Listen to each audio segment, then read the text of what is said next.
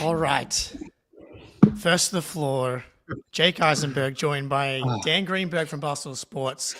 We are recording this in the wake of Aaron Gordon just hitting a game winner to make it 1-0 to the Nuggets, meaning that the Cleveland Cavaliers, who won 64 games, the OKC Thunder, who won 68 games, and the Boston Celtics, who are defending a title and won 61 games, all lost game one at home.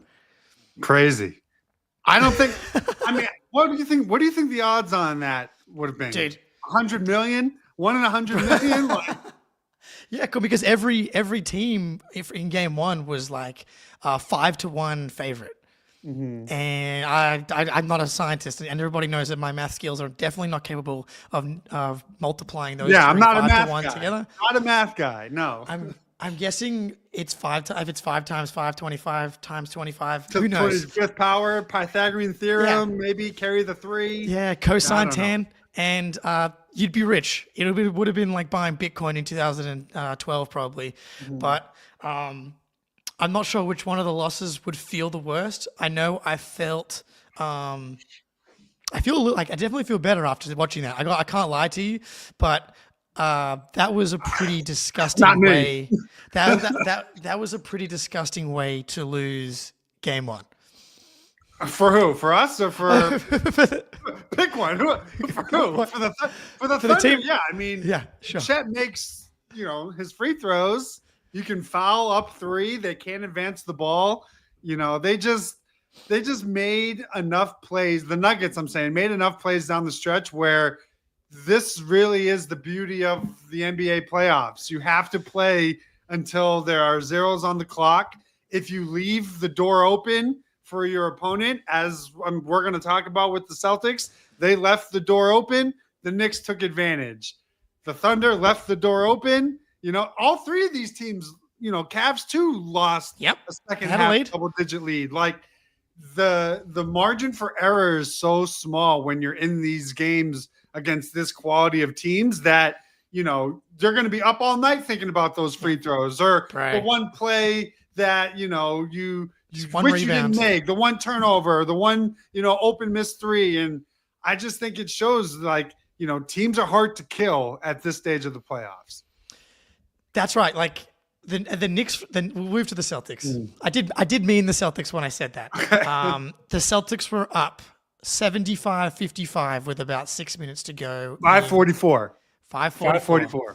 Not that I remember that or anything, but Not that I'm going to be seeing that in my sleep tonight. So 5:44 to go, up 20. And I don't think that they unraveled for a while. Like that initial little stretch where the Knicks came back, it was like Josh Hart contested 3. Celtics getting good looks and a big story. OG had those 2-3. It went from 20 to like 13 or 14 in like 3 straight possessions.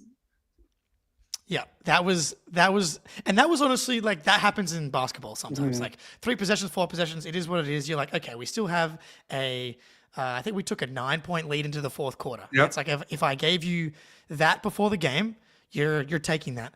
The problem I thought with the game was the fourth quarter. Like the conversation has been a lot of like, and everyone's going to be so upset, and I get it. We've got to just try and remain calm a little bit in the midst of these losses, put ourselves in the shoes of the Boston Celtics, like not overreact to the 63-point shots. I think that is an indication that we got a little crazy. On Twitter, it was like Jalen and Jayson must have spent like the last few days just watching the highlights from the Knicks games, and they're like, we don't miss threes against this team, so we should just take as many as we can. Coming off a series against the Magic where you weren't allowed to take threes, it was like a bunch of addicts finally being like, here, take as many 3-pointers as you like. There's no 3-pointer that you see that you're not allowed to take, and they just went way off the wagon. It's the prime example of it's not the volume number, it's the quality and the way that you are generating those looks. Like, even though they shot, I think 5 for 23, something terrible in the first half, it felt like their process was good. When they started to screw around with their process in the third quarter, you had, the volume number is high, but the quality is low. And they were just, and Tatum talked about it after the game. Yep. It's like, there were times where we settled. I think even in the fourth quarter, you had the Drew offensive rebound in the corner right into a three when like you had an entire shot clock. They just didn't play with the right process. And I think people are going to get caught up on the number because 63s is a lot. Missing 45 threes has never been done before in NBA history. But it was like a tale of two. They made more threes in the second half, but had a worse process than the 5 threes that they made in the first half, if that makes sense. So yeah, the annoying part is like, sure, some are going to be contested. A lot of them were still wide open, and you just didn't make them. But where they got into trouble was falling into the low quality looks, one pass, don't move the ball, don't drive into the paint and force rotations. And the Knicks did a great job of limiting offensive rebounds for their, in that stretch of their comeback. It was one shot after one shot after one shot. Yeah, look, in the second half, so part of it is the Celtics were like the play that sticks out to me in both a good and a bad way is that they got Drew Holiday. I forget which Jay drove. They found Holiday under the basket. Defense collapsed. Found Derek White for a wide open three. He knocked it down. I think that was Tatum. I think that was a Tatum drive. Yep. Put the Celtics up late in the game, and it's like it's a classic. When you see it, possession. It's just paint touch three. It doesn't matter if it's coming from drives or if it's coming from post ups. Those are the types of threes that the Celtics need to generate and want to generate. Like Josh Hart in the postgame when they were asked, like, was that part of your plan? Do you like seeing them shoot 63s? And Josh Hart was like, no, we don't want to see like the book on the Celtics team. We talked about it all the way through the Magic series was like, because ESPN tweets out, did the Magic find the blueprint? And the blueprint being limiting their 3-point shots, switching everything. It's like, this is more like the OKC game, right? Didn't they miss like 30s? They went like 6 of 45 or something stupid. I wish we had shot as well as we did in that game because I think we were like 20 for 60 in that game. That would have been great. So like not great, but like that we would have won if we did that today.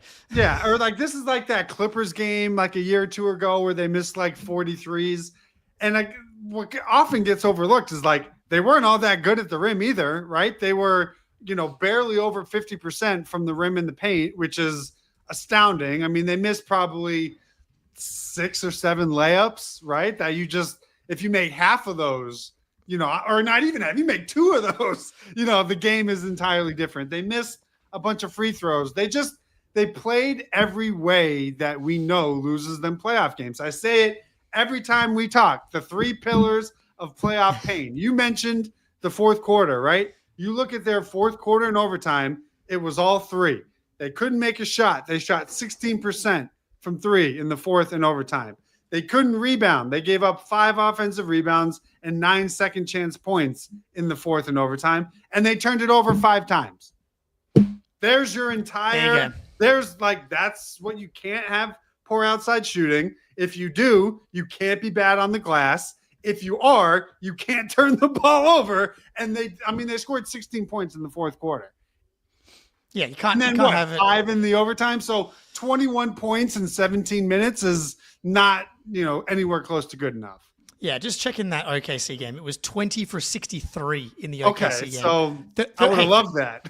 Yeah. That's W. And so again, and like that's what's funny. That OKC game, I actually thought they didn't go away process wise. OKC was kind of like packing the paint, but like people always want to say go to the rim, and I agree. But if you're going to go to the rim, they tried it. There was some bad spacing. Tatum had that drive where it was like he went to the rim and they all collapsed on him, and he had it went hit the rim 3 times. I couldn't actually believe that it didn't go in. But the problem, part of why taking a lot of threes is good. Is it helps you set your transition defense as well. Because when you go, how many times have we seen someone go down the lane, miss a layup? We saw it with Cat. That's with Cat and his ability to finish. That's how the Celtics were able to run and get back in it. So you're right. You just have to think like you just had to have the worst shooting most misses in NBA history. You couldn't have just had like 37 misses. And still be like, we always talk about like the baseline is just to be normal. This was a good example of like, you just had to be, and you were for 2.5 quarters. Yes. And then the first 4 possessions off after they went up 20 were all threes. They missed them all. That got them into the, 12 range. And you're thinking, okay, like we just need to absorb that and you're still all right.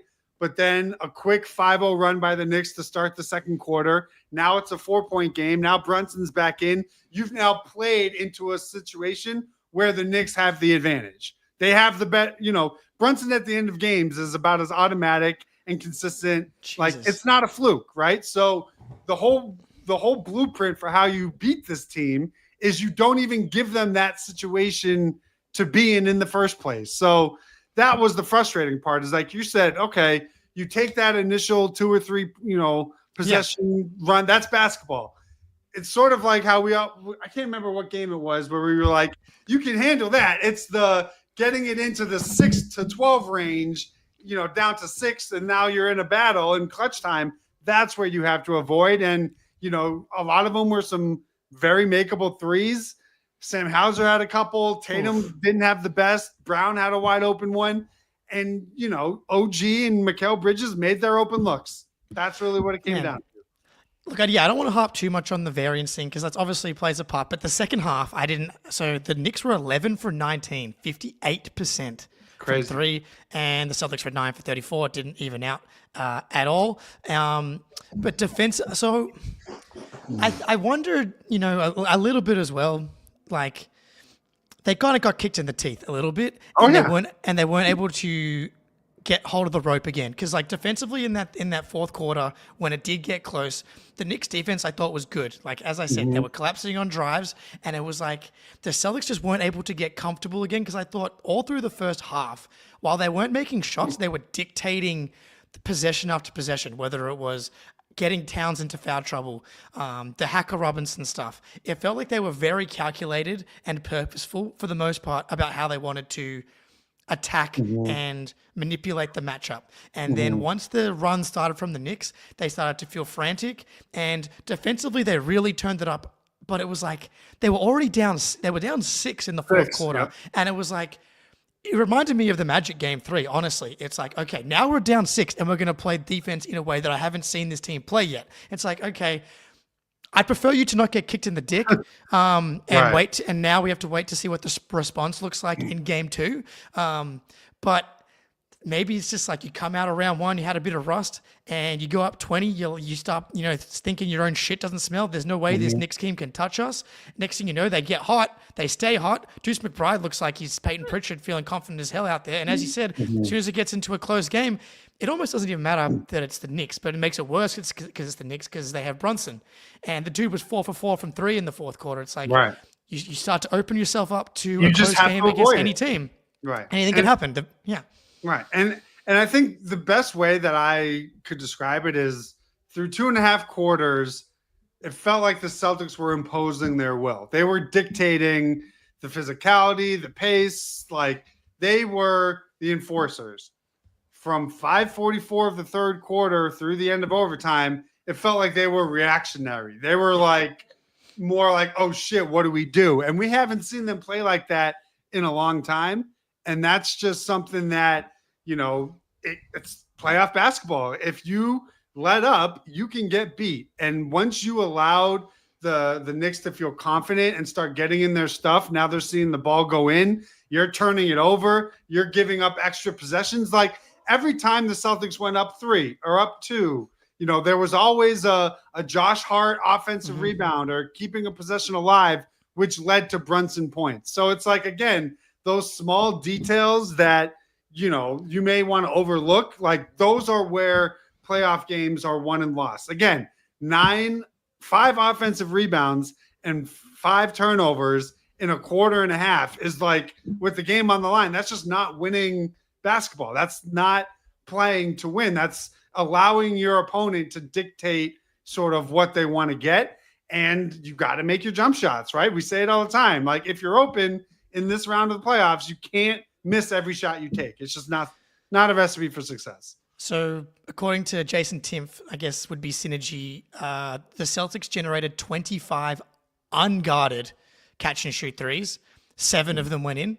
So what is that? 7 of 25? That's probably what, like 29% or something? Yeah. So there's two things about that. It's like one hand, they missed a lot of them, but it also means they took a lot of guarded catch and shoot threes. And Or off dribble or stuff Sure. like that's where the quality difference comes into play. Like if that was 35 generated open threes, maybe you have a different outcome. But they wait one pass. You had Tatum settling, not attacking his switches and mismatches, which I found to be bizarre. Just, not exactly what you were hoping for in those spots.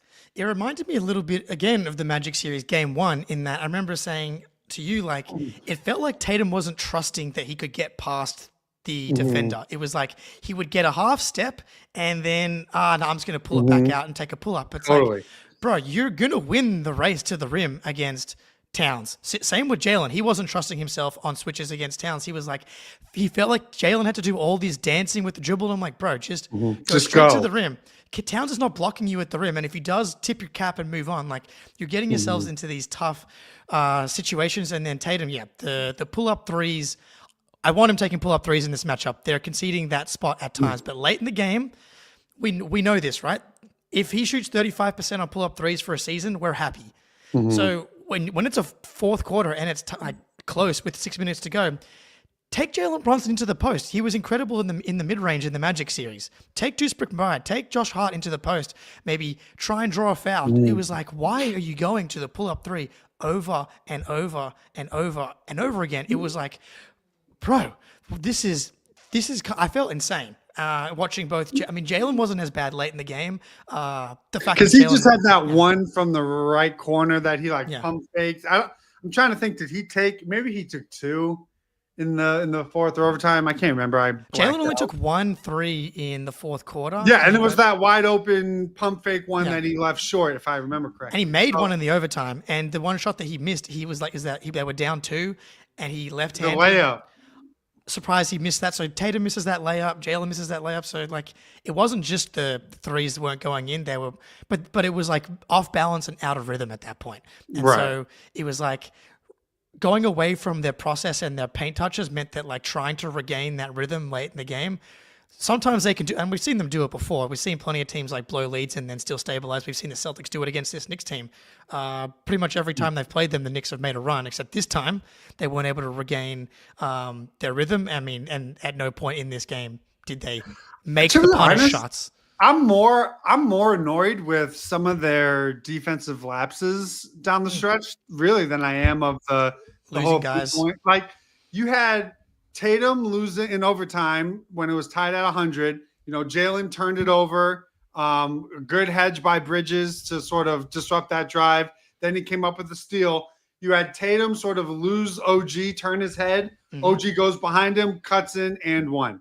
Then on the OG three at the end of the fourth quarter, you had Derek White in the strong side corner.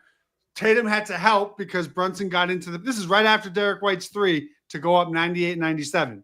So then you have Brunson in the paint.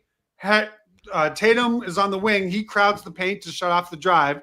White turns his back to the corner, probably sort of loses where OG is. Brunson finds him with a beautiful bounce pass in the corner. Then the biggest shot of the game, the Mikal Bridges corner three in overtime. Jaylen Brown turns his head, loses his man. So it's those are 9 points right there that are just defensive mistakes that your best players can't be making it's this is the most important part of the game. You're helping strong side. You're losing a strong side corner. You're losing a guy in transition because you're not getting back. Are you ball watching? Those are the small details that while everyone will focus on the 63s and the 45 misses, even with all of that, they were still in a position to win the game if they executed down the stretch, and they didn't. And this is what you get from it. Yeah, I think big picture, how panicked am I? How panicked are you? I think at halftime, it was we're up 15 and we haven't made a shot, basically. Right. I'm this is why this matchup is untenable for the Knicks. You're up 20 and it's we still haven't made a shot. And then things just got worse and worse and worse, and the Knicks got stronger, and credit to them. I thought defensively they kind of made things difficult, and obviously they stayed hot. But broader panic wise, so much went wrong, and both ends, rebounding, defensively, as you said. And I think maybe there's a little bit of culture shock. I always talk about it kind of going from like into a Miami Heat series from a series where you've played an easy offensive team. The Magic were a very easy team to defend. And the Knicks, for all of the shit that we give them, had one of the best offenses in the NBA. Jalen Brunson is a significantly better player than anyone on the Paolo is- Magic. anyone Right. that can actually put the ball in the basket. Bridges, Anunoby, McBride Towns are all better shooters than anybody that exists on the Orlando Magic. Yep. And so, But they didn't even, I don't know if you saw Grandy's tweet. They didn't even have that great of a night. They were 1.05 points per possession. They were 4-12 on the season when they didn't hit 1.06. Celtics were like 29-3. So it's not even like you didn't get the best version of the Knicks offense. And I think this is where I think you have to be careful with the copium, because you're right. Like, what are the odds that, you're going to shoot like this again? Probably not. Well, the Knicks also missed 14 free throws. And like, I think yes, but a half lot of them those. were Okay, dropped. I know that. Yes, it's important to note that was like by design, because he shot 26% from the free throw line in the first round. So even if you take that out, they still missed a lot of free throws. They still, didn't hit their offensive ceiling. They maybe overshot in terms of efficiency from three and all that stuff. But like, the Knicks making threes isn't some sort of. It's not like if you got a magnet ball from the Magic and you were like, "What the fuck is this?" It's like the Knicks can play better. Brunson was only like 7 of 23 from this game. So it's like, while it's true that yes, the Celtics can play better, and it took one of the worst shooting performances in history to lose by 3 in overtime, that's also why you can't lose games in the playoffs, because all it takes is one, right? Like, this isn't a random January game where you're like, who gives a shit? It's like, you now have to go 4-2 over the next 6, or your season's over. And you haven't even gotten the Knicks' best shot yet. So it's like, you wish you could have won this game and played like shit just for the margin of error. Now the margin is, cut in half, and, you just gave this team all the confidence in the world. Oh yeah, man, you're down in a series, and that's not a place that the Celtics have been in a long time. I much prefer, Years. yeah, I much prefer either being up in the series or at worst being tied. That's the worst that we were last year, right? 1-1, being down 0-1. We have not felt. I don't even want to say it, but we have since we were down 0-1 to the Miami Heat in 2023. Right. And I have seen this, like, every time we lose a game, and I'm not picking on this person in the chat here, but every time we lose, it's the 2023 Celtics decided to show up again. And it's like, basically every time the Celtics lose, it's like they didn't respect their opponent, et cetera, et cetera. This is why they're not going to win the title. It's like, they didn't play well against the Magic, and I think your expectations, like if you're expecting perfection on the way to a title, it's just kind of not how it works. It'll be much nicer, obviously, if you hand me, I'd rather be up 1 before we lose our first game than down 1 before we lose our first game. But it's still very possible to win 4 out of 5. You just got to do it 4 in a row. But you are 100% right. Now winning 4 in a row, that's why sweeps are hard. That's why 5 was the most likely outcome on every sports book, is because winning 4 in a row is still hard. So the most likely outcome now for this series is 6. And just like, okay, well, an extra game for Al Horford, an extra game for Jaylen Brown's knee, an extra game for Drew Holiday hamstring, an extra game for Kristaps Porzingis to contract another plague, who we'll get to shortly, apparently. So these things do add up. So I understand, like, going back to that series and going back to the 22 run, where it's like, if we had wrapped up the Bucks in 1 less game and the Heat in 1 less game, are we more able to get our legs under us for the Warriors run? But it's like, every season, every game, every series is different. Sometimes shit happens. Look at what happened in all 3 of the 1 seed matchups. All 3 of them lost for a variety of different reasons. Right. The Celtics just got to go back and be like honest with themselves, look in the fucking mirror, and Jaylen Brown and Jayson Tatum were 14 for $1 billion. And it's not good enough. It's not good enough. Have it. Especially if, KP is a non-factor. Again, I'll always say it. It's not fair to have to rely on Al Horford to backpack this entire team. Like, it's always going to come down to your 2 best players. Tonight, they weren't good enough. And, for stretches they were. I thought, the basketball they played in the end of the second half or end of the second quarter was very familiar. halfway through the third, they came out, they were aggressive, they punched first, and then they just, they choked. They got away from what worked, and that's annoying because again, this was a very winnable game despite all of the misses and how poorly you played. But even right in the beginning of the game, they were giving up offensive rebounds. They were turning the ball over. They were missing free throws. Just all the things that you can't do to give a team life and to keep them attached. And then once you're up 20, to let go of the rope like that is like, again, you can take a quick 6-0 run on the chin. That's fine. They even took the timeouts and none of it mattered. So, this idea that timeouts save everything is just, you have to execute, and that starts and stops with your two best players. You didn't like the production or the approach really from either.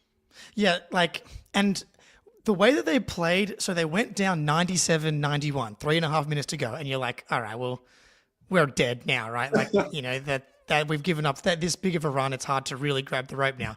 Mm-hmm. Jalen gets to the free throw line, knocks both down. Really good defense on Anunoby. Tatum gets a block, Horford gets a rebound. Tatum gets to the free throw line.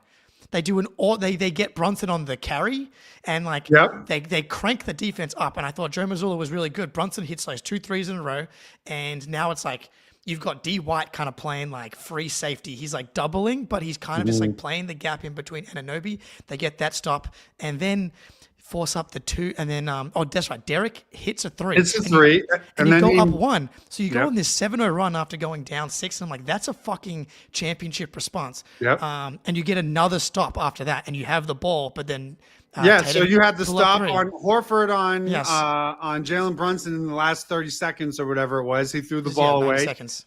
You had it, and I tweeted at the moment, like, I wish that there could have been like 23.9 seconds just for the stress. Because let's be honest, they should have lost that game in regulation. Like, Jalen Brunson makes that left-handed layup 99 out of 100 times. It was like again. Yeah, it was like when CJ McCollum missed that runner last year against the Pelicans. So it's like, yes, they extended it to overtime, but they really shouldn't have, because that was a bit of a prayer. And then you get in overtime, you start right away, turnovers, missed defensive assignments, offensive rebounds, and now you're down 5. And once you're down 5 in overtime, that's pretty much, the kiss of death. It's basically a race to see who can get up by 5 first. You did not have, the execution that you needed, and you paid for it. Yeah, it was brutal. Like, you got the stops, and you got to the spot that you wanted to be in. And so, it was tied, and there was that weird differential on the clock, right? It was like 28 seconds, and then there was 28 seconds left, and Tatum ends up Tatum takes a pull-up 3, and I'm like, before in that possession, right? Because there's a 5-second differential. It reminded me of the Magic game where Mazzulla decided not to foul, and it's like, okay, if you got 2 ways to play this, one, just hunt the best possible shot because the Knicks are going to have time if you score no matter what. But if you want to run the clock down, you have to take the shot with like 1 second on the clock. And Tatum takes a terrible pull-up 3 with 5 seconds on the clock. I was going to say, how much was left on the shot clock? Well, they got the rebound with what, like 5 seconds left. Yeah, so 5 point something, and they started the possession. I think it was like 28 point something. So that's 23 seconds. I mean, that pretty much is the entire. I remember the shot clock was on like 5 when he pulled up, and I'm like, if you're going to do that, it's got to be 5 seconds later, because now you give them a chance, and it didn't end up killing you, but that was another bungle. I mean, Brunson missed that layup, but I thought, again, Horford saved you. He came over and he got a great contest, and Brunson, it hit the rim. It wasn't as close as that CJ one, but it's like, okay, Horford saves you again. But as soon as you see Brunson back cut, it's like, oh shit. It's like he has all the space and the momentum in the world. Yeah. So honestly, I can't believe he missed it. But that was like the payback, because some of the threes that he hit down the stretch, it's like, I can't believe he made that one. So it's it evened out. But again, it was more like, I just hated how they started overtime. Just turnovers, lack of rebounding. Like, the margins mattered. It's why Joe talks about them so much. And, you were probably plus a million in the shot differential because you had like 19 offensive rebounds. Yeah. But when it came in the fourth quarter and it came time to win, what did we see? Poor defensive rebounding, poor execution on both ends, and it's just not enough against a quality opponent. Yeah, and it's like those rebounds led to three-pointers for the Knicks, right? Yeah. And going back to the hopium, it's like you do have to be careful because it's like, okay, yeah, the Knicks won't shoot well, but you won the shot margin battle 97-87. You won the turnover battle by 1, so it's obviously close, but it's like you had 10 extra shots. Yeah, and free throws were relatively close because you got to take out the 10 for Robin, so it's Correct. like the non-Hacker Robinson fouls and attempts were relatively close. So it's like, you had the Jalen with the mistake of falling for the Brunson, pump fake late in the fourth quarter. But for the most part, I thought they were pretty good at not falling for the bait. But, again, it's a make or miss league sometimes, and you have to make your open jumpers. So we'll stick negative a little bit longer here. We got at least 3 guys that I feel very good about their games. But we'll start with Sam Hauser. He plays 3 minutes and 58 seconds, doesn't play in the first half, and gets in second half. Airballs a wide open corner 3, just like the rest of the Celtics, and then has another wide open catch and 2-3, and it's barely grazes the rim. And then he fouls OG Anunoby on a 3-point shot and hurts his ankle. It's like one of the more I don't think it's a bad decision by Joe, because it's like if you tell me that Sam Hauser comes in and is going to get 2 wide open catch and shoot 3s, I'm like, fuck, at least maybe he'll be able to come in and knock some down because no one else can.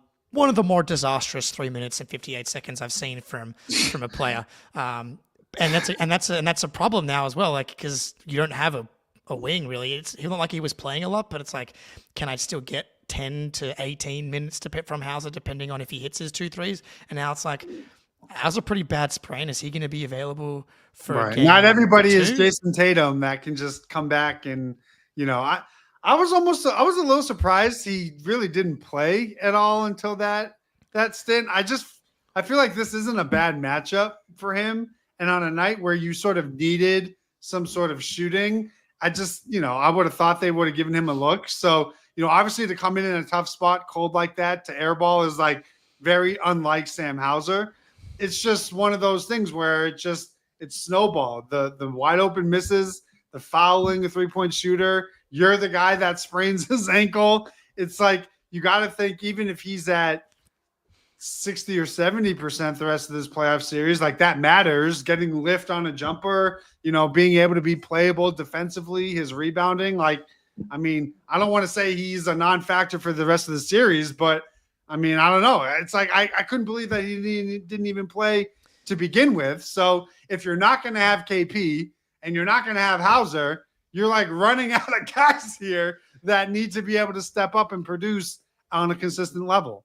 Yeah, I thought that not playing him in the Brunson minutes at least was surprising because I could at least understand. And honestly, he's been good on switches on guys like Brunson, but I understood like if Hauser's out there, that's probably going to be the guy that Brunson wants to go at. Because Pritchard, I thought defensively I thought in isolation, everybody held up pretty well. He got Horford a little bit in that game, but I was like, in the non-Brunson minutes in the first half, I was like, okay, that feels like a Sam Hauser time, but he wanted to go big. But yeah, I don't want to get too hard on Sam Hauser. He did hurt himself in 4 minutes. It's just an unfortunate stretch. It was a bad 4 minutes, but I hope that he can come back later in this because in the Magic series, he got better as the series went along. Kristaps Porzingis, 12 minutes and 58 seconds, 0 for 4 from the field, and then leaves the game with a mysterious illness. And Greeny, I don't even know what to say about this guy anymore.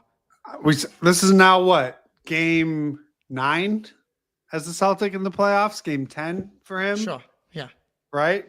What did we say last time? It's like he's had maybe 2.5 good playoff games as a Celtic. And, obviously if he's sick, that's going to impact, your performance. Fine. Why is he sick again? Why is he sick again? I'm half joking. But B, it's like he wasn't even all that good when he was in. It just feels Very like bad. He's lost all of his basketball powers. Like he's missing shots at the rim. He's not taking threes. He's not moving his feet defensively. He's not rebounding. Like, it's just, again, they traded Marcus Smart for this dude, man. Like, Marcus Smart's playing with the sniffles. Like, what? So it's one of those things where how do you just go from not on the injury report to can't even play in the game? Like, what? it's just a very like now he can't be available when he's not even like it's not like he sprained an ankle or tore something in his calf. Like we have a healthy Porzingis and we still can't even get Porzingis. It's mind-boggling to me. A lot of this team is made up of fathers and people that are in long-term relationships. Chris Porzingis, I know you had some time off. Keep your giant pink thing. This is everyone that's single needs to be celibate during the playoffs.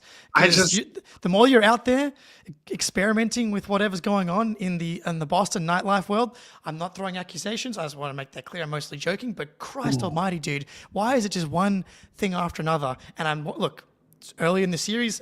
I pray to God he's able to come back and play in the next game here. It's good, I guess, that it's an illness and not an injury because when he doesn't start the second half, it's like alarm bells are going off. It's obviously. Like you're looking every time he comes out of the game, I look on the bench. I'm like, all right, where's Porzingis? And then I'm tweeting Corrales. I'm like, tell me he's on the exercise bike. And he's like, no, nobody even knows. Like nobody sees him. It's like this is just like that game towards the end of the year where like he just disappears and just never comes back. And then he comes back out for warmups only to not play again. And it's like even in an overtime game, you can't give like 5 minutes in overtime. It's just honestly, it's like this is not January basketball. This is the sole reason we babied you to get you to the playoffs. Now we're in the playoffs. You haven't gotten, physically hurt. You haven't had an injury, and either A, your quality of play has been dog shit and nowhere near the standard that it needs to be. And then finally, you have an advantageous matchup for you that you've torched all year.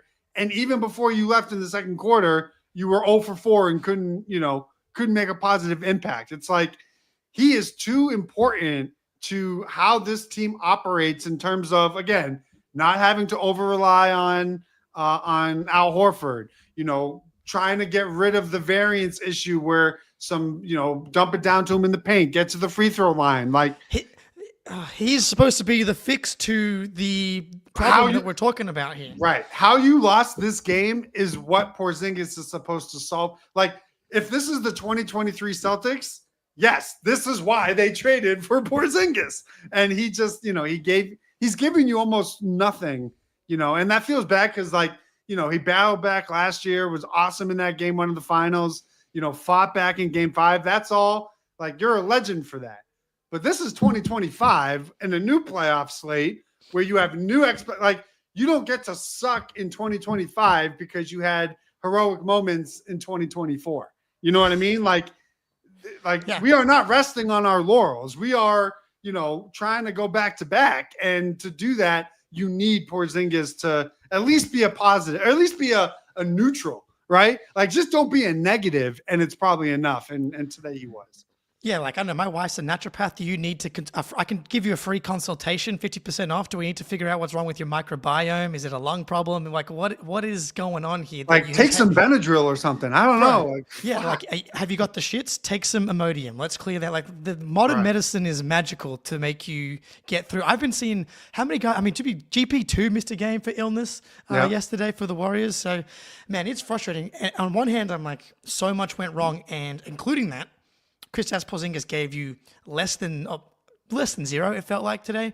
And you were still up at halftime. It's like that. Yep. That's great.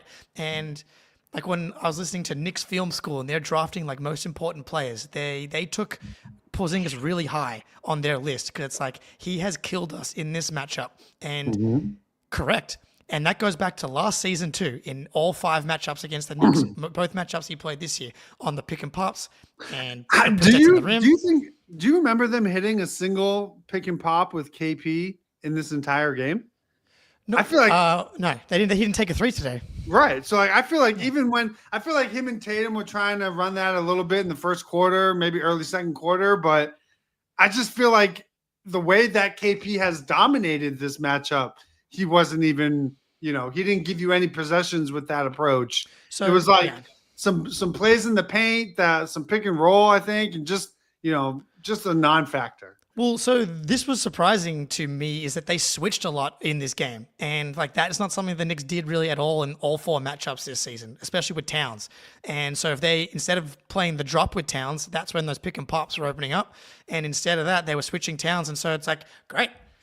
We got Porzingis down low, got him on Josh Hart down there. That has to be a matchup you win. Mr. Dunk.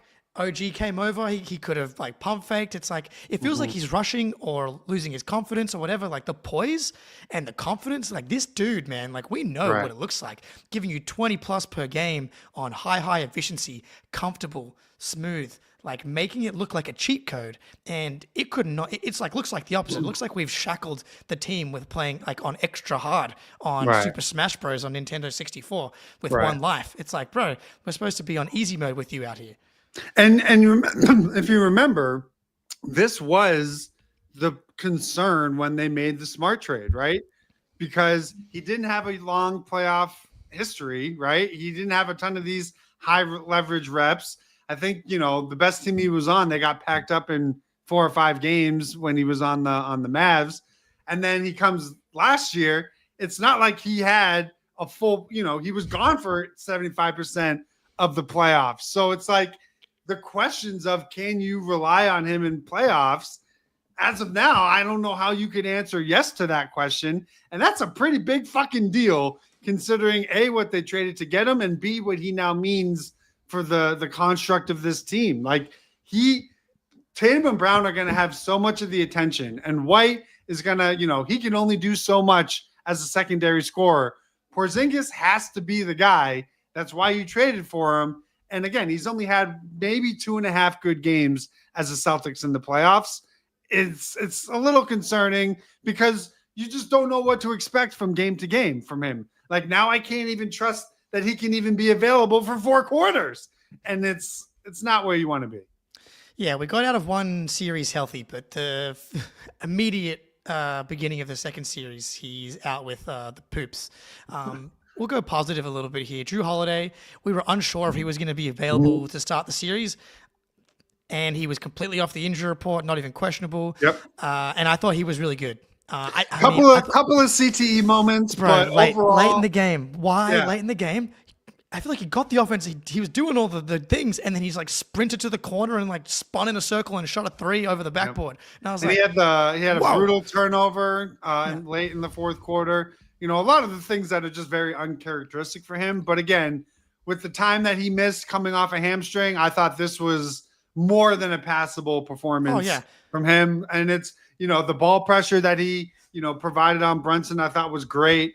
So I don't have too many, like they didn't lose this game because of Jrue Holiday. If anything, he kept them in it, him and White in the second half when the Jays couldn't make a shot. So for me, I'm just more worried about what does the rest and recovery look like? When the adrenaline comes down, because it feels like we didn't even realize he hurt his hamstring in the first place. And then next thing you know, he was out for 3 games. Like he was dunking. And then the next thing you know, he was out. So I hope that he's able to rest and recover because if this is the Jrue Holiday they get, they'll be fine.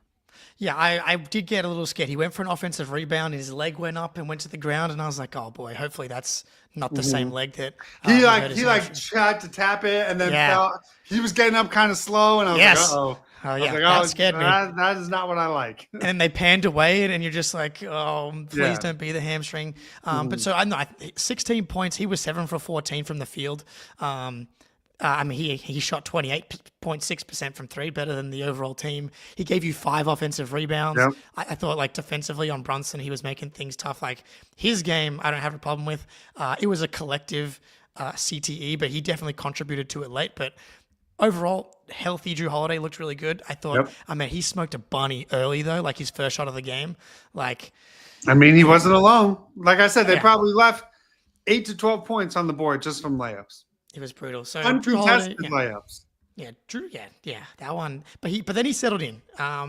So Jrue, I give him a pass. Al Horford didn't shoot the ball well today, but he gave you 34 minutes and defended every position, and I thought rebounded pretty well. It's like you just said it. I can't ask more of him. He's beating guys down the floor. He's hitting big threes. I can't. And like Al Horford gave you enough. And again, it's like you said, you can't at 38 years old, like not fair. what you get from Al Horford is gravy. It's not his responsibility to backpack this team. And, you shouldn't be in a position where you need Al Horford to backpack you because you have enough talent around him. I didn't have too many. Again, the rebounding is kind of tough because a lot of it was guards crashing in. But overall, a positive, I would say. He gave you 7 rebounds. Sure, you want 1 or 2 more. Would have been made easier if Porzingis is able to give you some minutes out there as well. Peyton Pritchard, the other guy, I thought that maybe Joe should have gone to him in the second half because Pritchard was actually able to. He was 2 for 5 from 3. His 3-point shot was working. I thought defensively he held up pretty well again, and I just thought that going away. How many minutes did he play in the second half here? I'm going to have a look quickly. He played 9 minutes in the second half, and I don't think he played in the fourth. He played I think 2 minutes. 2 minutes in the fourth, and he missed the 3.